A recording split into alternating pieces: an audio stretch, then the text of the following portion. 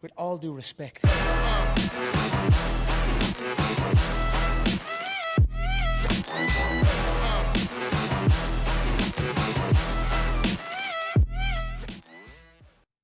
Hey, we're Josh Ortegon and Greg Gaines, and this is With All Due Respect, the show where we keep it real about health, fitness, and performance.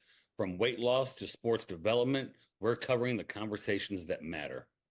Follow us on Instagram at Phenom Fitness, PHNM Fitness, and visit www.phenomfit.com to check out our training programs, coaching, and gear built for real results. Let's get into it.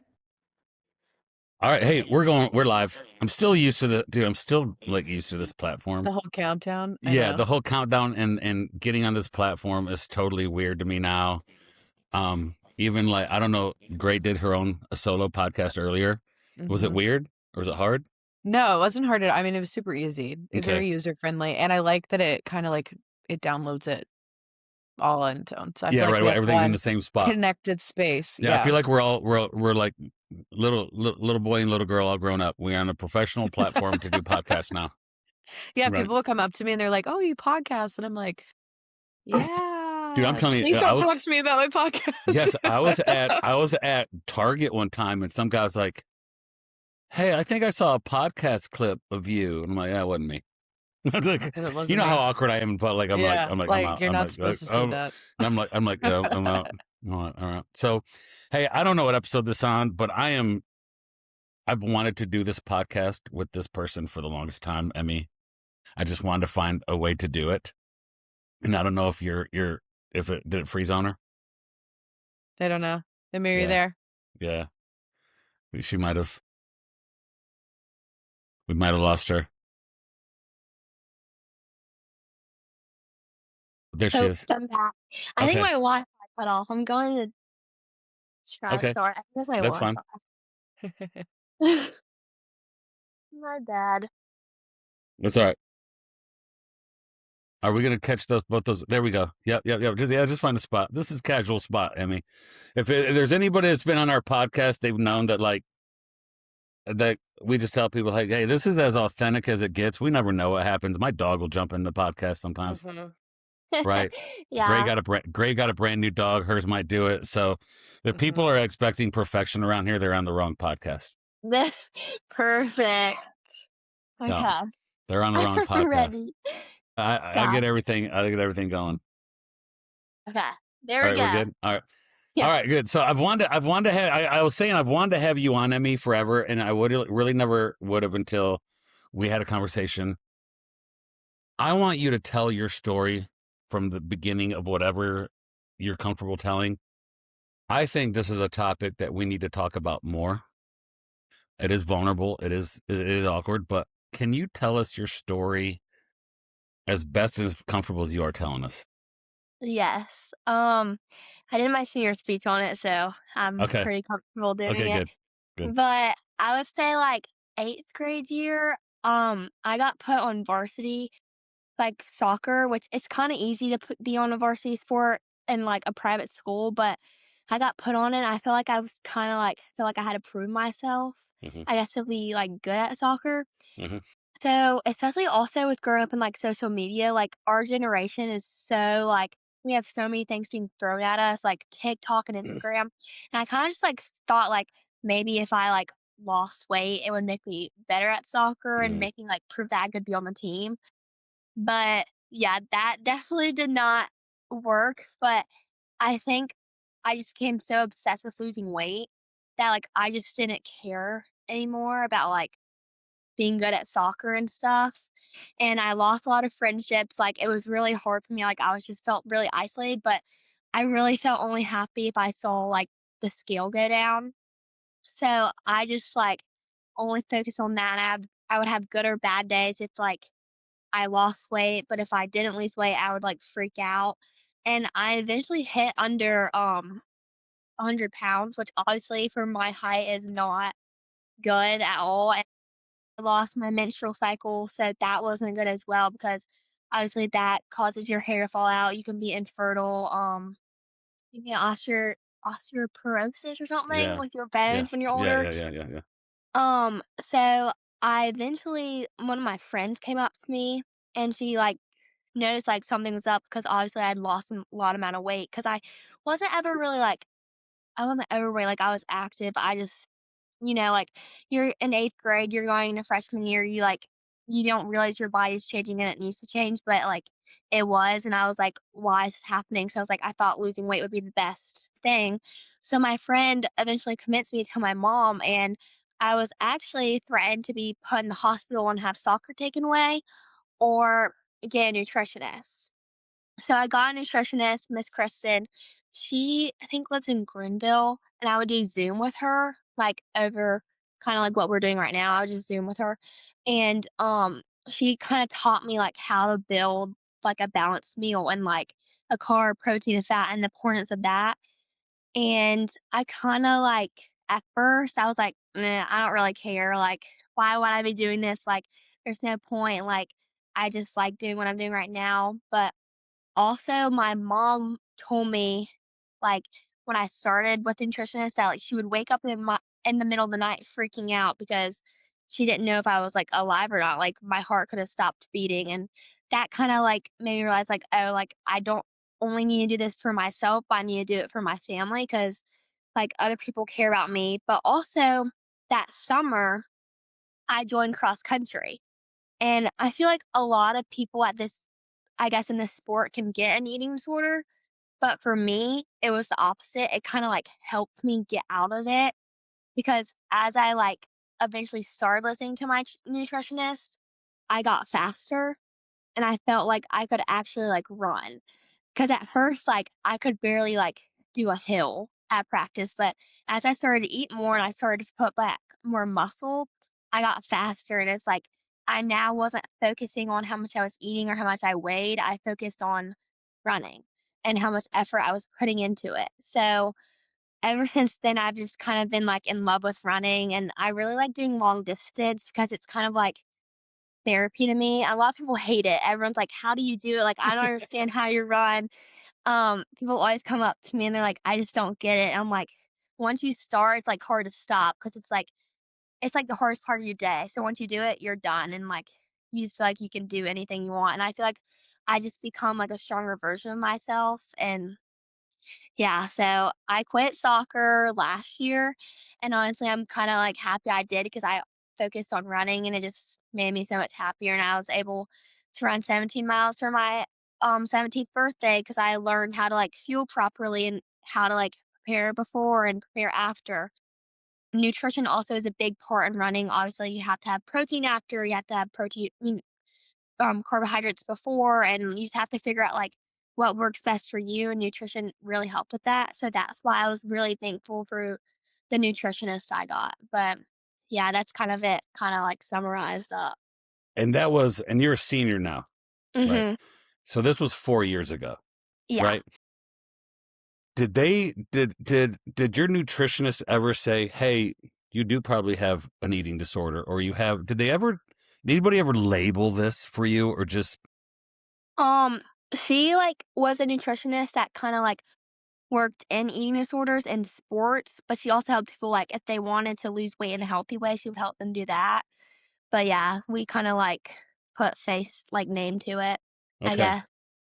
I mean, did they ever say, "Hey, you're dealing with anorexia," whether you're dealing with something else? Did they ever use anything like that, or just did she just educate you and you responded? She kinda just educated me and I Okay. responded. I Okay. feel like I was also in denial, like, in the in before I got my nutrition, so I was like, "I don't have a problem. Like, I'm Mm. fine. Like, this is just what I'm doing," but she never really put a label on it. How long do you think it was between your friend saying something to you, which, by the way, whoever did that is a real friend.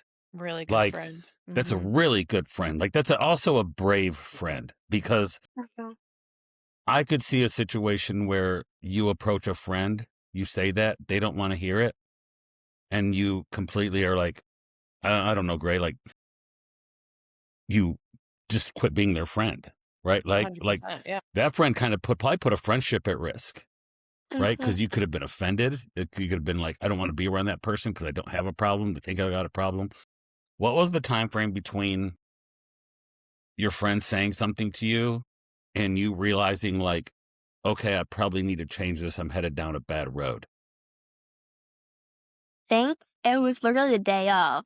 She Okay. kinda just told me, and, like, I had this friend for forever, like, I don't care what she tells me, like, we're just really close, and she told me, I was like, "Maybe I should tell, like, my mom because that's, like I think that's around the time where I had hit below, like, um 100 pounds. And I was like, "Well, maybe this isn't good, but, like, I guess I'll just tell my mom."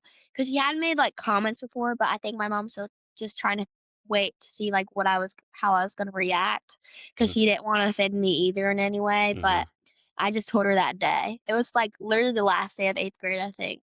Really? Yeah, That is a tough spot as a parent because you don't know what's going on. She Mhm. Mhm. sees you. She probably sees it, right? Like, it's hard to hide somebody that's lost that much weight and they're also 100 pounds. Like, you're probably not hiding. She probably sees you not eating or having really restrictive eating. Your parents see it. I think if I put myself in that position, and Gray, you can kind of think about it too, it would be hard for a parent because, like, would you do the same to your mom? Would you like quit talking to your mom? Would it cause a problem? Would she be afraid that she'd trigger it and make it worse? Would you go into more restriction? Would you not tell her anything? That's a hard spot for a parent to be in, Mhm. right? What's the first thing your mom did? I bet your mom would, dude. I bet your mom was so relieved. Like, for you to come up and say something to her, I bet your mom like felt the weight of the world off her shoulders. Like, oh, like, okay, we can finally deal with this. Mhm. Who found what was it your mom's first steps to talk to the nutritionist or find somebody you could talk to? She, like, tried to just, like, try and help me, but Mhm. it didn't really work. So she, like she found, like, I don't know if you know who Jamie Scott Yeah, is. I know James. Yeah. Okay, my sister works there, and, like, we're close with them. Like, their workout place is by our house. I think she Mhm. reached out to him. Yeah. I think he knew Miss Kristen, Mhm. so then it just happened from there. Yeah, So because even your sister, like, and I can see this, like, your sister is Miss Workout Queen, Mhm. right? She's Miss early, and then she's Miss early in the morning doing 5 o'clock workouts and doing extra stuff. Do you think there was a little bit of being the younger sister, seeing your older sister, and that's how I got to be? I need to do that workout. I need to work that hard. I see her eating. Do you think that any of that applied to that at all, or was it just you, Mm-mm. 100%? I think it was just me, like, Yeah. she had like, she's always been, like, a healthy eater, I guess, but she always eats, like, a balanced diet, like, it's not, like, crazy, like, healthy stuff, and, like, I don't know, I think she, like, honestly, like, helped me when I was, like, struggling. She, like, encouraged me to eat, like, different types of food, but Hmm. it was just all myself, I think. Yeah. I don't know. What what has been if you have girls, say there's, because who knows who sees as we clip this up and we send it out, right? What do you think? What is the one thing you can say to encourage a girl who is out there and maybe she's struggling with the same things you're struggling with? Is there any bit of advice you could give somebody and say, hey, if you think you're dealing with this, this is what I did, or do these things? Think you just I would say, like, put into perspective, like, when you're older or, like, how people think of you now, they don't look at you and be like, "Oh my gosh, she's so skinny," like, that's all I care about her, like, she just looks so, like, good and, like, good in shape and stuff, like, that's really not the case, like, everyone looks at you and, like, think, "Oh, you have such a good personality," like, no one really cares about how much you weigh, like, that's, like, the littlest thing about you. I think that's such good advice too that we always forget because it's so easy to like look at ourselves in the mirror or have this, preconceived idea about ourselves that we need to look a certain way, but none of your friends are hanging out with you because you're the hottest person in the room. Mhm. Exactly. Right. That's like, I feel like that's such a mature answer for you to say too, and just remind people that, yeah, it's great to have physique goals or it's great to want to like look good, right? But nobody cares. Mhm.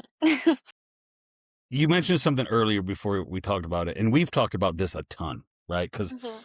we've had people on this like weight loss stories, or we went through a series of sports and brought therapists on, and the number one thing that they talk about is the damaging of the social media comparison game.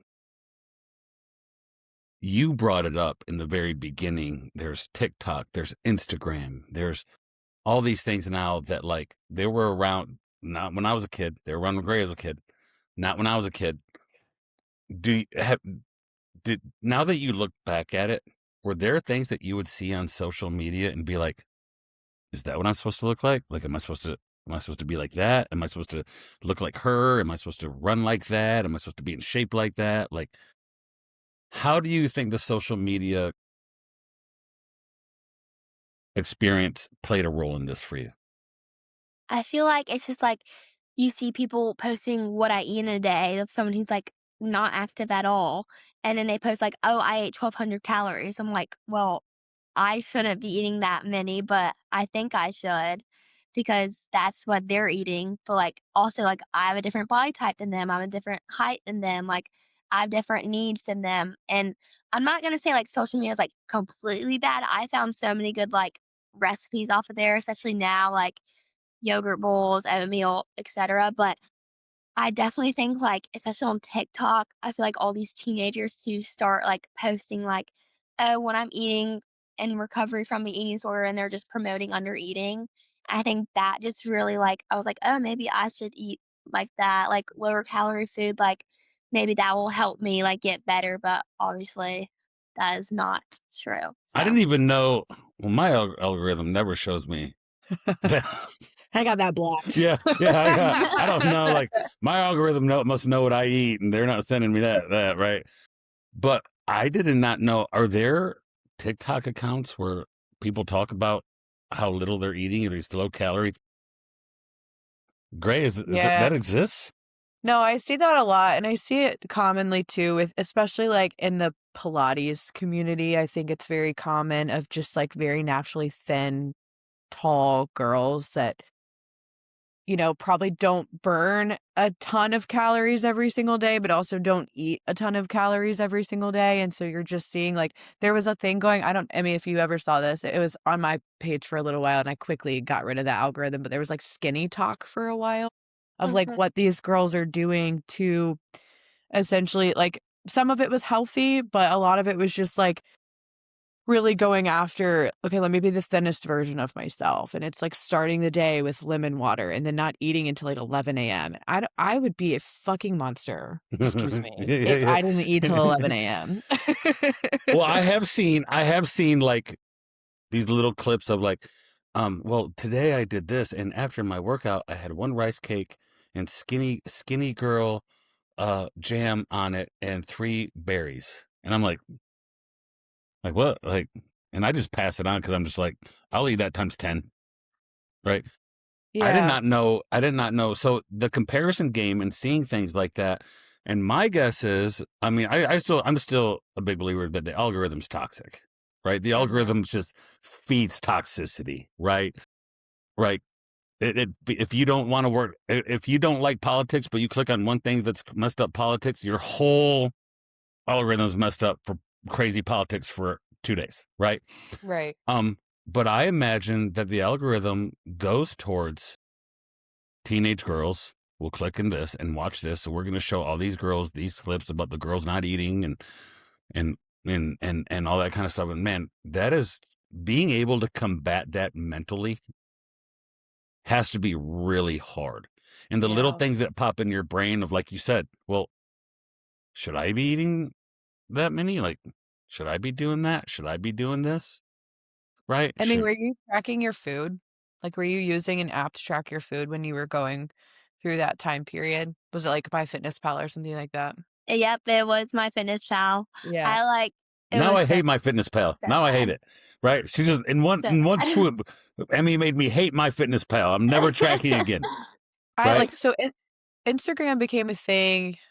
I think it was my senior year of high school, but it was very much like stupid. Like we posted weird if you looked at Emmy now, you'd be like, y'all are so weird. Like that's what we would post in high school. But my fitness pal was a thing. And I do remember like I tracked my food for like maybe a day in high school and I was like, I hate this. I'm not doing this. But there were a lot of girls that would get on my fitness pal and thankfully my fitness pal has changed the way that they program calories in the last like 3 to 5 years. But previously it didn't take that much into account. It would be like, how old are you? How tall are you? What's your body weight? And it would program literally between like 1,100 and 1,500 calories every time, no matter what. It was terrible. So of course, like you have young females or even anybody really that doesn't have a great understanding of what good nutrition looks like or healthy. I should even say just like enough food looks like for somebody. And they're like, oh, well, perfect. This app is telling me it must know. Like I should eat this many calories. Do you think tracking the food made the problem worse? 100%, because I think it just stressed me out too, and I used to like compare it like from the day before, like, oh, now I'm eating less calories from the day before, like this is better, like I'm gonna lose more weight and stuff. So it just caused like more stress than I like would you and you can say no, I don't want to, so you can feel free to say no. Do you remember how low you got in calories? I think it was one day, I think it might have been 900, maybe. Yeah, 900 calories. Yeah. Which like, you know, a lot of people would think, okay, I'm you know, because what, you were 13, 14? Like I must not burn that much. And especially our wearables nowadays, like a lot of people don't understand that they're not just burning like the 900 calories a day that their wearable says, like they have a total calorie burn. So a lot of people think that makes sense. You know, that calorie amount is appropriate for me. And then they find exactly what you went through. Like, did you ever track how many, like, I burned this many calories on my run, or I burned this many in my day? Did you ever track calories that way?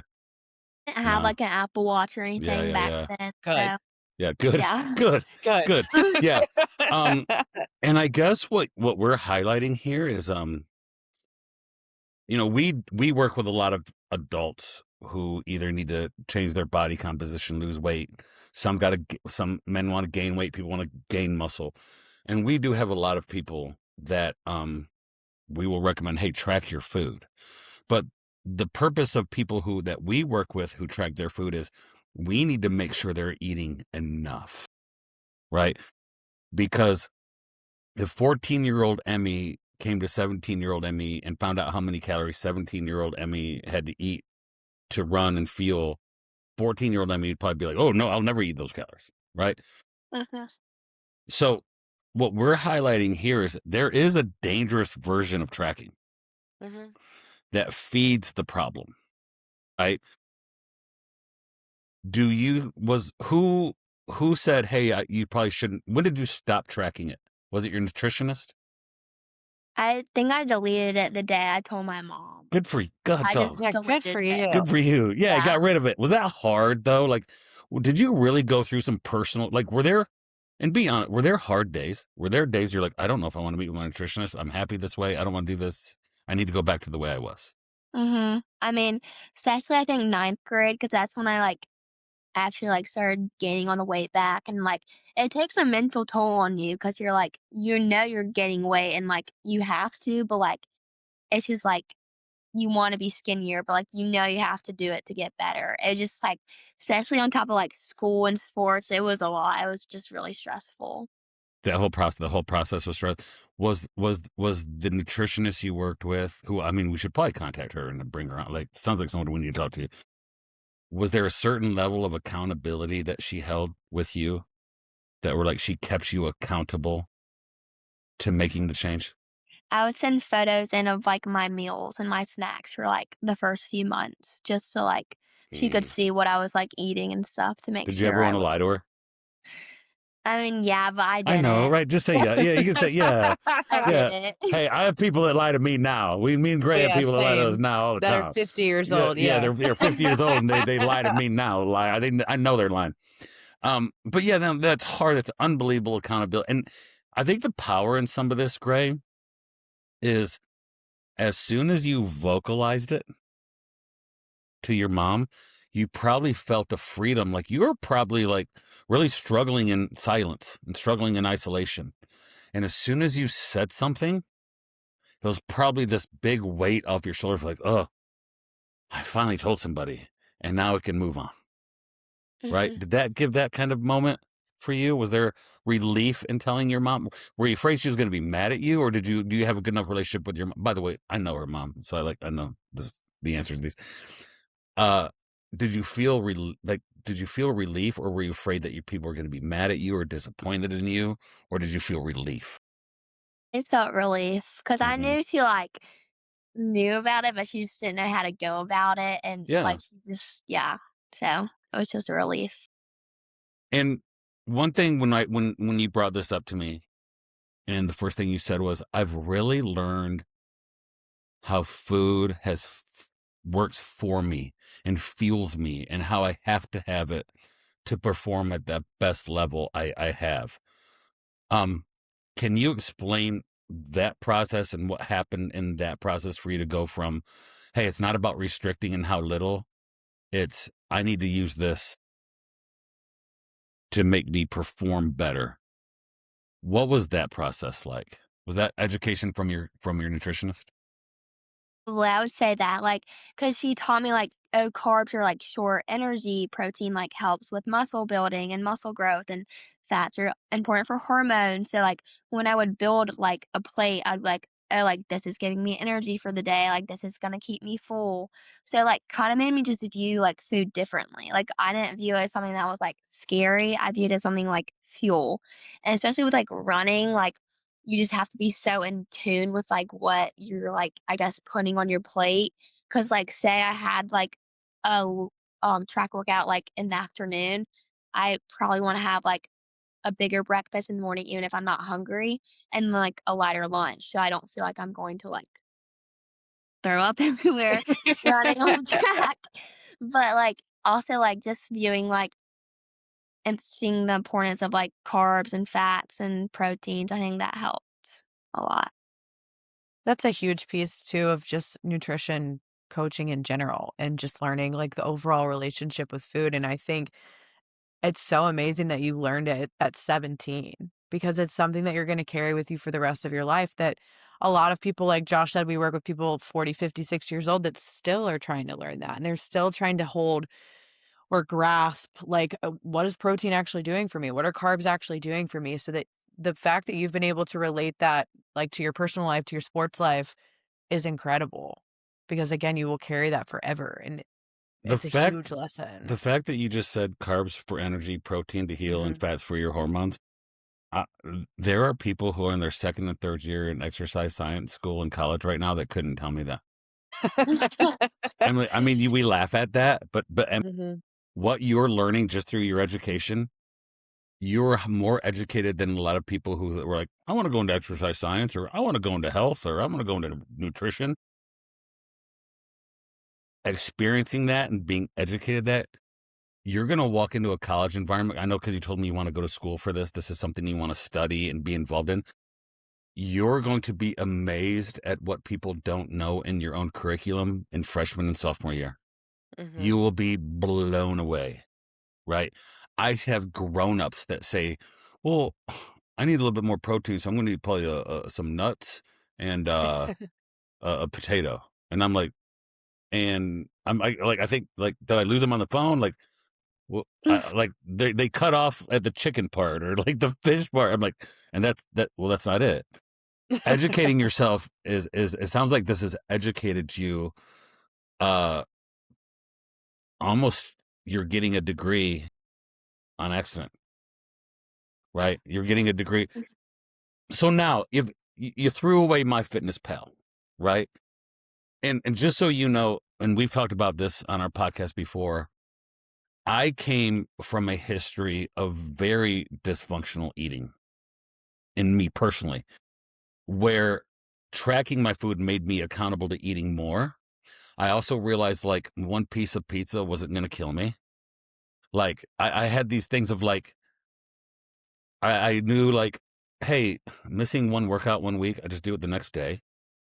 Eating a pizza at night doesn't mean I have to completely carb deplete and do 3 cardio sessions and train harder the next day and kill myself. Because that's what I would punish myself. If I ate foods that I didn't like or that I knew weren't good for me, because that not good for me. I'm sure they've talked to you like that food's not good for you. That's a slippery slope, right? Once you start demonizing foods, right? And I would eat foods that weren't good for me, but the way I justified it was the next day would be like high intense cardio, a lot of lifting, completely restrict my calories and kill myself and punish myself for telling myself I'm so weak, I ate bad food, I'm so mentally weak, I got to punish myself. Tracking helped me do that. Now, I still track, have for like 3,473 days in a row. But you should not track. Like we've learned, you get rid of that, get rid of it. What do you do now? And people are going to learn from what you're about to say. I know they are. Minimums do you do now to say, I must do this, I must eat this, I must do this? So what do you do now to keep that going? Does that make sense? I definitely have 3 meals a day. Like, I have to have breakfast. Like, I wake up in the morning and make sure I have breakfast. Like, my stomach will start growling within 30 minutes of me waking up. So definitely breakfast, and then 2 to 3 snacks per day. Most likely 3, especially with the mileage I'm doing right now. Or sometimes 4. Just depends on how hungry I am. But also, like, I make sure I have a fruit or a veggie at every single meal, and then a carb and a protein at every single meal, and fat. I think spinach, I always try and incorporate some type of spinach, like, once a day, because that has a lot of iron in it. My mom's just really good at cooking, like, a protein, carb, and a fat for every meal we have. Like, I think tonight we're having orzo chicken and probably broccoli. Easily balanced meal. So, I just try to make sure I'm following, like, carb, protein, fat, or and a vegetable for each meal, and then a snack, most likely protein and a carb. So what you described, I really wish Gray's kind of like, because No, this like, is great. You eat this way. You eat. You don't track all the time. Gray, you eat. No, Yeah. I don't. And I've told Josh so many times too, like, my favorite clients are the ones that are between 18 and 25 because they're so much easier than everybody else. Because as soon as I tell them something, they're like, all right, cool, got it. And a lot of the time it is because, they're involved in sports, or I have, young girls that are training for some type of marathon. And so they're just freaking easy because exactly what you just said. It's, I got to eat a balanced meal. I want to make sure that I'm performing well. What's your mileage like right now? Yeah, that's what I was going to ask. I was just going to ask her. like 40 to 50 miles. Woo! Yeah. Whew. Thank you. Is that high for you? What's the highest miles you put in a week? The highest I've ever done. Is that what you're asking? I think I almost hit 60 last year. I didn't mean to. I just did. I was like, oops. Yeah, 60 miles a week. Wow, it's moving. It's a lot of miles. Yes. And so has your home changed since then? Like, does your mom cook different? Does your family eat different? Do you notice any of that? And we have the same type of meals. I mean, yeah, we always have done like protein, carb, fat. I mean, protein, carb, veggie, and fat. So. Do you like to cook? Yeah, I do like to cook. Okay. I feel like that goes together, doesn't it, Gray? Gray's a foodie. I don't care what food looks like. Like, I will literally, I have the ugliest, most unattractive meals. Like, when people are like, what'd you eat? They're like this, and they're like, that's gross. I'm like, it doesn't mean anything to me. I don't care about food tasting good. I don't need it. But Gray makes these meals, and then she'll send me a picture of it, and I'm like, that looks like something should be in a restaurant. Like, you should like be on the front, like should be on like a bulletin board somewhere for a restaurant or a billboard or whatever. Do you like to cook, and like, do you like to cook, prepare, and put it together, or is that part of it for you? Yeah, I do that. My dad always comes in the kitchen. He's like, "Oh, that looks so good." Like, blah blah. I'm just like, I don't know. I just made it. Do you think that's part of the? Do you think that's part of the healing too? A part of the learning to cook and learning to put food together and learning like that's part of it. Right.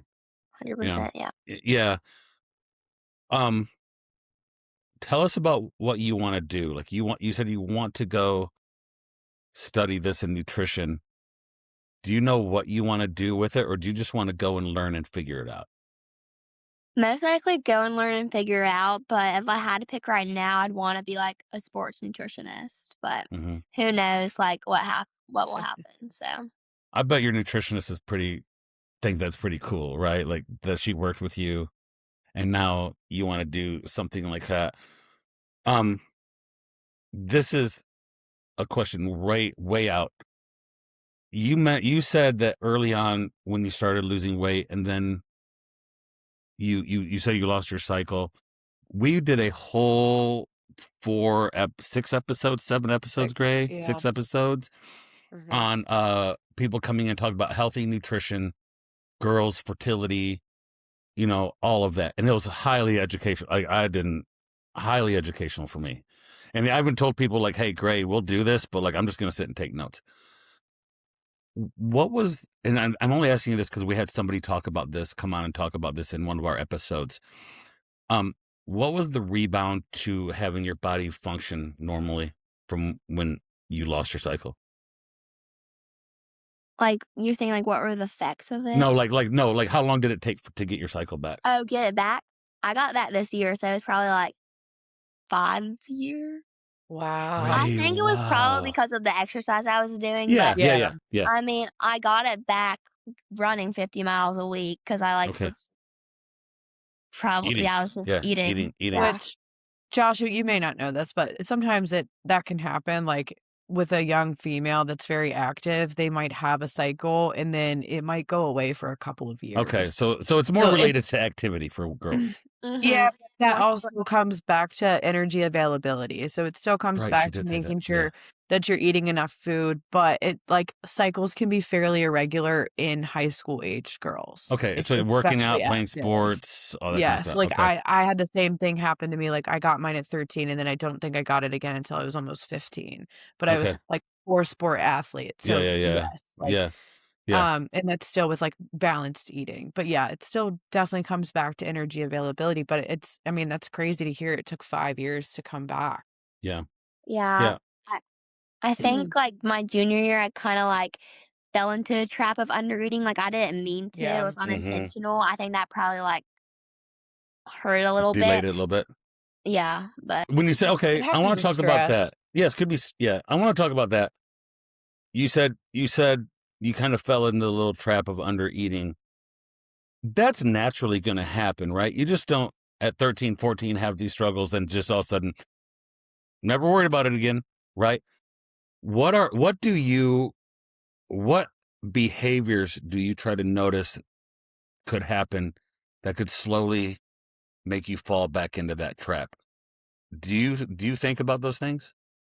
Yeah, I mean, I think last year, like, I didn't realize, I guess, how much high of a mileage I was running because that's when I like started running more, and I just like if I was running like 3 miles in a day, I would be like before I like probably wouldn't need a snack in the afternoon, but like after these workouts, I guess I just like thought like, "Nah, I'll be fine. I can wait an hour till dinner. Like, I'll be fine." But now I realize like I need to like eat a snack after a workout. Like even if like I don't want to, like I need to make sure I'm getting the calories in. So like I just make sure like after workout I'm eating, at night I'm eating a snack, in the morning I'm eating a good satiating breakfast and stuff like that. So I just kind of like follow a routine almost, but just to make sure I don't fall into like the trap of like under eating. Yeah. And that comes like we go in waves too. I think it's really easy for female to like, certain parts of our cycle we feel hungrier. Other parts of our cycle I'm like, food sounds disgusting. Like I don't even want to eat anything because it just doesn't sound appealing at all. So top that with like going to school and if it's your junior year, you're starting to think about colleges, you're still playing sports. So there are a bunch of things happening that could affect your cycle. Yeah. What do you think is do you notice any behaviors though? Like obviously running, but like do you change how you like do you change what you look at social media or it just not affect you anymore? Like do you understand what I'm asking? Like because That's like strange. that's a slippery I still think it's a slippery slope. Like you don't want to go back into any of those habits. So are there little routines? I love the idea of having the food routine. Right? It just becomes part of who you are. From a mental strength side, do you catch yourself like, hey, that girl doesn't eat as much or that eats more, or maybe I should look like that girl, or that girl's a college runner and she's really killing it. Like what she Do you notice any of that? I mean, if there's like those like stupid what I eat in a day, you can on like TikTok just click not interested. And honestly, I just stay away from like those videos now because like that's not me. Like that's not what I'm eating. Like I don't like need to see that. So on TikTok, I just click not interested. Good for you. And then also like I notice if I'm getting really tired all of a sudden and like throughout the day I'm just constantly like exhausted, that's when I like realize like, oh, like definitely probably should like make sure I'm eating more because I feel like that's a sign too. Mhm. But yeah. That's all great stuff. I just didn't. Can you imagine? I wish I learned this at 17. But I Right. mean, And yeah, you know, and that's the great. But hard like, part. also at the same time, you have to go through struggle, right? And Mhm. to learn how to do this. But you're so far ahead of people because you went through the struggle. I really do believe, and we talk about this on the podcast. You're so far ahead of girls when you get to college because you have gone through struggle. Even when you look back at it, do you want to go through it? No. Do you wish you probably didn't? Sure. Did it suck to go through it? Yeah. But like going through that and the things you're going to face growing up. I mean, me and Gray deal with people that are in their 30s that have never dealt with struggle. Like, Or they like don't know how to cook or don't yeah, know what a healthy plate looks like. And, you know, me just thinking now too, like, I don't know where where you're thinking about going to college, but the fact that you have that in your tool belt too is just like, you know what a healthy meal looks like. That's something when I went to college, I started to really struggle with that because I didn't have my parents to cook for me. Like I knew how to cook, but I was like, Monterey's sounds a lot better, or like Russell House pizza sounds a lot better, you know? So just knowing what that looks like and knowing how it makes you feel and knowing the importance of each macronutrient, just like carrying that with you. It doesn't mean that you're not going to go to, you know, Monterey's and have a yeah. quesadilla, but it does mean that like you can go and find a bigger majority of your food intake is going to be something that's really beneficial. And I think that's super empowering. Do you now also like, do you look at like snacks with friends, going out to eat with friends, you know, not being so militant with your food? Like, I got to eat this and this. Have you found that happy medium of like, I can go get frozen yogurt with my friends and it's not really like, I can go to eat with my friends and like, it's not the end. I don't got to come home and like eat less tomorrow or run 10 more miles that week. Have you really found that balance? And how long did it take for you to find that balance? It probably took me to like probably about this year, if I'm gonna be completely honest. I think that's also like what helped me get my like period back because I just wasn't so focused on like, oh my gosh, I have to eat this because like this has clean ingredients or whatever. Like, Right. I eat dessert like every night, so Yeah. I mean, And it it's did. So just it did take you 4 years to get to that balance of like, it's okay to go get ice cream with my friends once in a while and have fun. It's okay to go to eat with my friends or the family, go somewhere. Dad cooks something and I eat more. So it did take a little bit for you to find that balance of like, it's okay. Wow, that's powerful to hear that it was such the process of Mhm. like first stopping the process, changing the process, but then getting back to that level of moderation took a while. Do you think this is something like we have a guy on here all the time, his name's Mike. And I asked him one time, I said, Mike, what do you think is the biggest issue with people, like when it really comes to being healthy? Like, what's the number one problem people struggle with? He goes, people don't know how to cook, what do you say? Prepare Cook, food. prepare Mhm. healthy meals Season that food. taste good. Yes. Yeah. They don't know how Yep. to cook and prepare healthy foods that taste good that they can eat long-term over time and not get bored with. We don't Yeah. know how to cook and we don't know how to prepare anymore. Right? Like, I don't know the last time I turned on my oven. That's I know I'm being honest. And now I'm like everything's like stove, microwave, already packaged food. And I'm like, when I was a kid growing up, like the oven was on every night. Mhm. Like everything was in the oven. Mhm. Like, and things are so easy. And like, I heard a parent one time say that when they sent their kid off to college, they're worried about how they ate, but they just taught the kid how to download the DoorDash app and gave him a credit card. And I'm like, oh my gosh, what are we doing? Like, where are we headed in this world where nobody knows how to cook and prepare food? The fact that you know how to cook and prepare food, you're going to go off to college and not skip a beat, right? They're going to have a kitchen in the dorm, or if you live in an apartment, wherever you go, you're going to know how to grocery shop, because you probably know how to grocery shop. I love Whole Foods. I'm like always there. Yeah. Right? Me you know too. how to grocery shop. You go Whole Foods. You know how to bring home. You know how to put together a shopping list. I mean, I'm not kidding. Some of the number one things we do with 30, 40-year-old clients is teach them how to put together a shopping list. They should be absolutely embarrassed of themselves that a 17-year-old girl knows how to put together a grocery list, go shop it, bring it home, prepare it long-term over time, make it healthy, taste good so it doesn't get boring, and you're going to do that for the rest of your life. Right? Do you want to play sports in college? I did want to run in college like last year, but I kind of came to the reality this year. It's like, I'm okay. I'd rather just run like I like long distance, so I'd rather just run like half marathons and hopefully a marathon one day, but that would be like later. But well, we have a depending girl on where on. you go, I was going Good. to say, depending on where you go to school too, there's so many run clubs. Like you can join a run club pretty much everywhere you are, so you can keep it like loose, low key, and like meet new people that way too. We have a girl that will launch her podcast. Reagan, is it next week, Monday? I think so. Okay, yeah. great. As you can tell, Gray runs the show here. I don't know.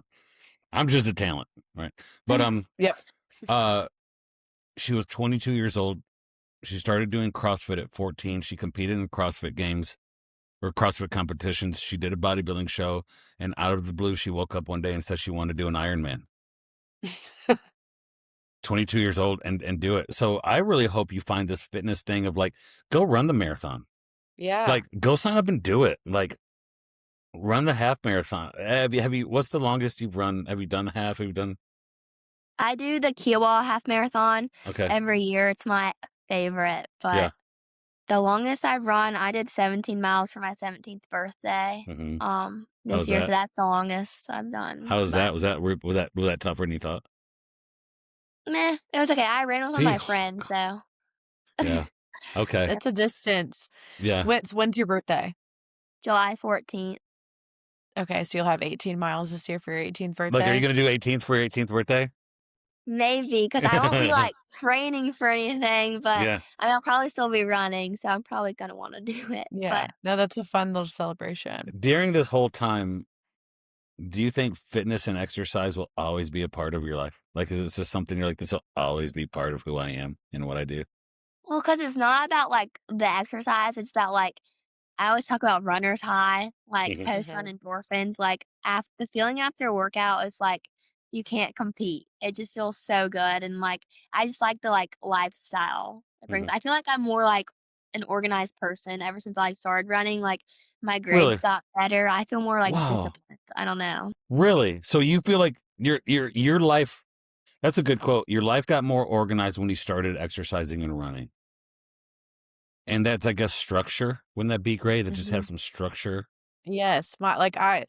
Whenever I'd be out of season, my parents would be like, go find something to do because your grades suck, your attitude sucks. Yeah. Get out of the house. Yeah. Yeah. So, hey, thank you for coming on. This is such a great, I love hearing the whole story. I love bringing on content on this podcast. And it's happened to us before where somebody can watch it and go, hey, I really related to that. And I kind of changed how I lived. And I love being able to have that impact on people. And I hope your story has impact on girls. Have you ever had a girl come up to you and talk to you about it or ask you about it, even online, or doesn't have to be? Have you ever had anybody share with you their struggles?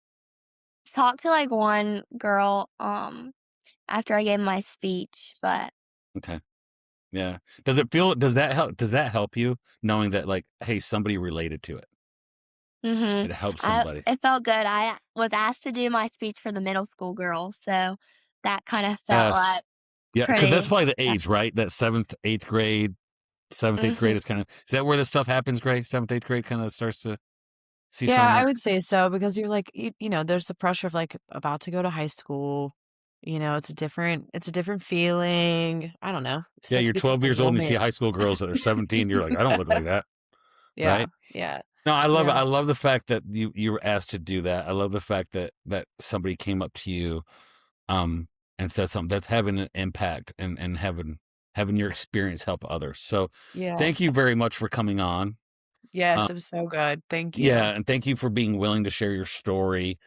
I hope it does help, and I'm excited to kind of see where this goes, right? And Yeah. where this goes for you, because one thing you're going to be able to do if you do go on to coach nutrition, or you do go on to say work with athletes or whoever you work with or whatever you do in the nutrition field, you can go to school as long as you want and you can get a PhD. Mm-hmm. But if you can't connect to people from an experience perspective, right? In the world of strength and conditioning, you can be the smartest PhD person, but if you've never put a bar on your back, if you've never done a set of 100 lunges, if you never squatted sets of 5, like, you know what I'm saying? Like, Yeah. like it's like being a running coach and have never run a marathon or never, like, you're not going to be able to coach anybody. You're going to be able to bring your education, and the most important thing you'll always bring is your personal experience and the empathy that comes with that personal experience. Because you can look a girl in the eyes and be like, I was there at 14 years old. That girl doesn't care about proteins and carbs and fats. They care about the person they're talking to her was in my shoes, right? So thank you very much for coming on, and Yes. you have a good night.